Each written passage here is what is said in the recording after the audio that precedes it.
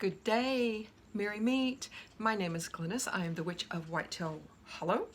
If you are new and you've just found my channel, well, welcome. I hope you hit the subscribe button and ring the bell and join us. And if you're returning, well, you guys already know. Thank you so much for your support. Thank you so much for watching, and I love reading everyone's comments and feedback. We are on day 5 of the October Pagan Vlog Challenge, and the subject today is divination. And I could read to you all of the notes that I have here, and I think probably the majority of you guys know lengthy detail about divination. If you want me to make a video separate from this, I'll be happy to, but I think you guys probably are well on your way to knowing about divination. But I will speak about it as far as myself, and that's going to be kind of tough to explain because, and I know I've mentioned it in videos before, I do use a pendulum from time to time, not very often. I do not use tarot at all, or oracle cards, or anything like that.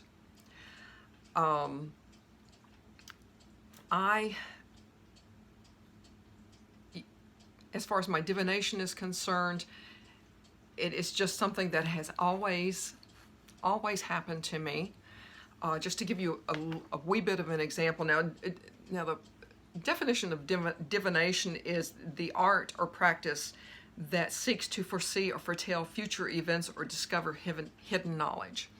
Well, I can tell you, when I was, and I know I was 5, but I remember being at home. Of course, I was 5. I wasn't out partying yet, but I remember the phone ringing in our house, and I immediately knew what had happened. Now, here I am 5, and I knew that my great-grandfather, which I was very, very familiar with both of my great-grandparents. We would very often drive over to visit, but I knew when the phone rang that he was gone.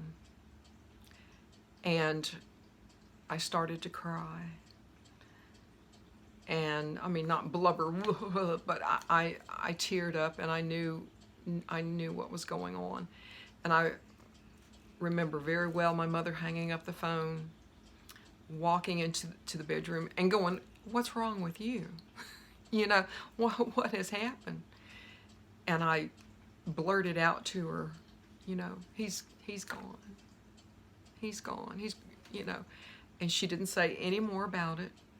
She didn't say another single word. But that has been the story of my life ever since 5, and maybe before, but that's my first recollection. This, for me, has been an ongoing thing. And as I get older and I pick up on the signals, believe me, I'll put it to you this way, I would much rather trade my divination techniques with a tarot card that I can just set down, set aside, and walk away from. Because most of what happens, most of what I pick up on, most of what I hear, feel, smell, just comes to me. There's no, I have absolutely no control over it all, which is very, very, can be frustrating at times. Sometimes it's very helpful. Like with my son, I knew, there were some things I knew, and I told him, and I'd like to think that he listened. But again, I have tried, and I dearly love to participate in a seance. And the reason being is that I'm typically, when you're in seance, you're with a group of people. Well, that gives me a little bit of a comfort factor, knowing that I'm not sitting there by myself doing this. I have scryed several times, and which is why I don't do that anymore, because honestly, it is bad enough to hear things, see things, and have things pop into your brain, connect with long lost relatives without control. I don't necessarily need to see something. And every time I have either used a crystal ball, a mirror, water, I see things that I'm not totally comfortable with.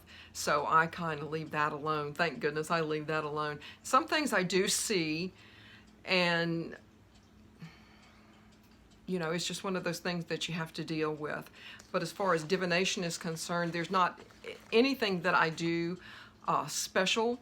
And again, when I'm working in my witchy room and I'm gathering materials together, and I'm touching jars and, you know, different oils and things like this, and I open my mind up, and that's when some of it happens. That's when some of it happens, especially if I'm preparing for a spell for someone else, or I'm thinking very deeply about someone else.